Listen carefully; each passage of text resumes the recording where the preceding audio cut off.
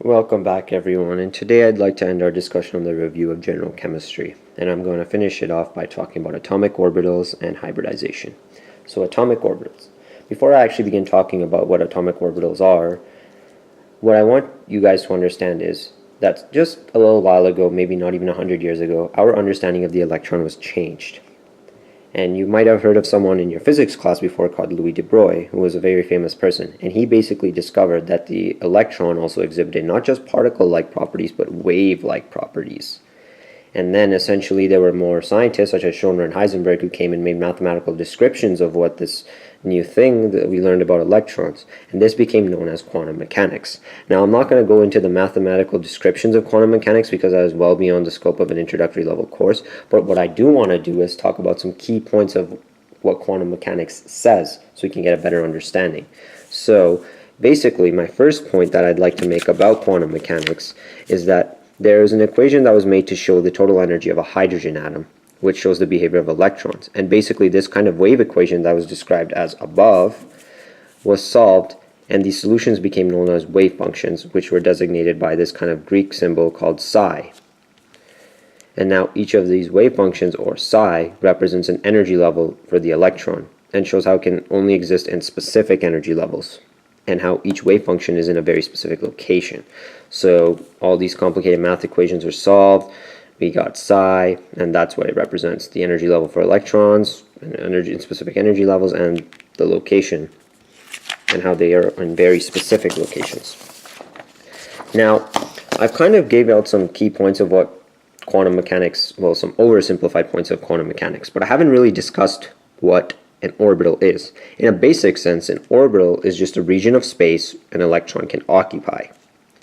And now you've probably seen or heard of the SPDF orbitals in your general chemistry course and how they all look different and they can hold different amounts of electrons and stuff. But I'm not going to get into the details of that, mainly because it's not really necessary for our generalized review.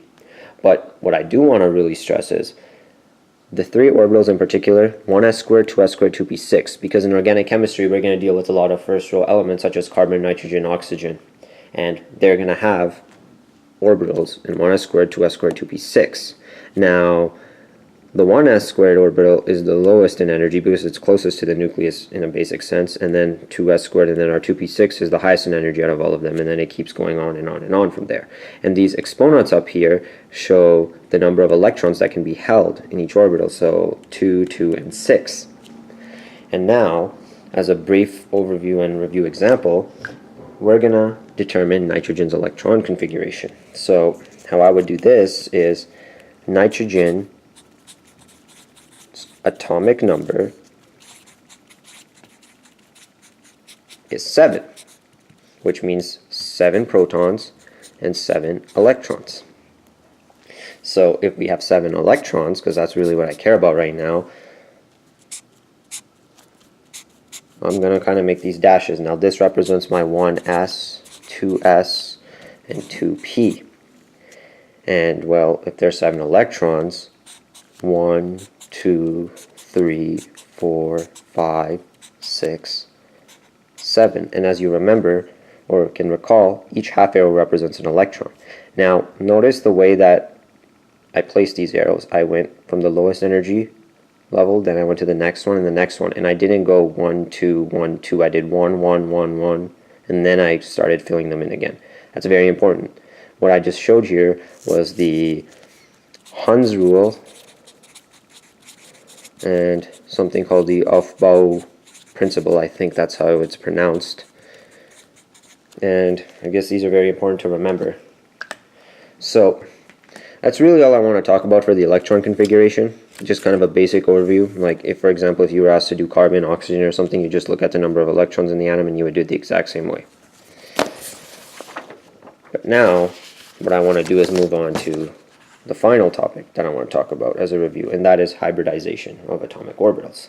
So, as you can see over here, I've drawn a methane molecule, and we know that a methane molecule has 4 carbon and hydrogen bonds, 1, 2, 3, 4. And I've taken the liberty of writing down carbon's electron configuration, just a carbon atom. It's this, and remember, the 2p is in a high energy level, low energy level, lowest energy level. And now, well, if you look over here, in a carbon's electron configuration, it can only form 2 bonds. And how do I know that? Is because there's an empty half arrow that I could put over there. But we know that carbon doesn't like to exist in 2 bonds, but 4 bonds. And this electron configuration doesn't go well with methane.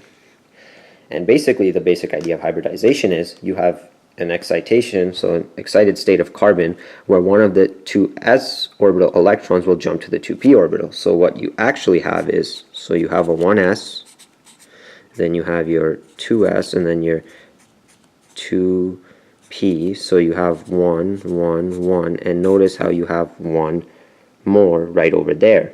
So now, if I looked at this excited state of carbon now, I can form 1, 2, 3, 4 bonds.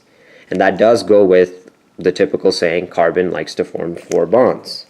But hey, this doesn't solve all of our problems, because if you remember from your general chemistry course, this is not an accurate representation of the geometry of the molecule. Now we know that methane, since it has 4 bonds, no lone pairs, it'll be a tetrahedral shape. But this over here doesn't give us that tetrahedral shape.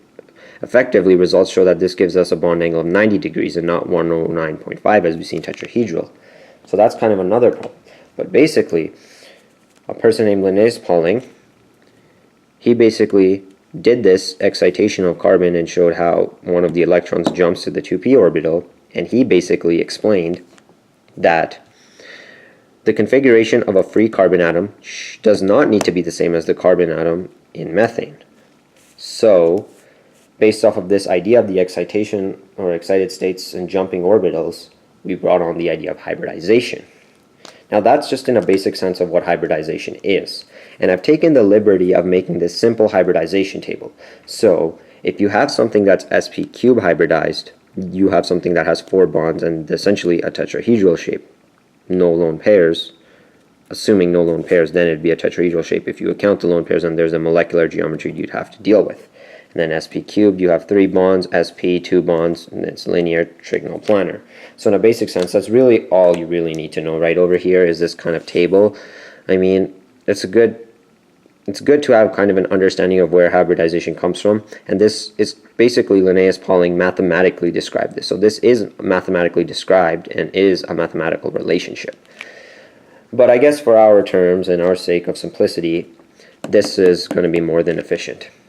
And I'd like to do one quick example of hybridization to kind of end this video off on a good note. So the question says, identify the hybridization state of each carbon atom in the following compound. So you have an organic compound here, and we're asked to identify the hybridization state of each of the carbons. So what I'm going to do first is I'm going to label the carbons. So carbon 1, carbon 2, carbon 3, carbon 4, carbon 5, carbon 6, carbon 7. So 1, 2, 3, 4, 5, 6, 7. And then I'm kind of just going to make a small table here and then write them as we go. So we'll go carbon 1 right there. And let's look at carbon 1. We have 1, 2, 3, 4 bonds. Now, if you remember that little table that I just made right over back here, we know that if you have 4 bonds, you're going to be sp cubed hybridized. So therefore, this is sp cubed. And if I do the same thing for carbon number 2, 1, 2, 3, 4, I have sp cubed hybridized again. And then if I did carbon 3, now I have here, if you look at carbon 3 closely, 1, 2, 3 bonds. Now, this is a double bond, but we're just going to consider this being bonded to 3 different things. And since it's bonded to 3 different things, it's going to be sp squared hybridized.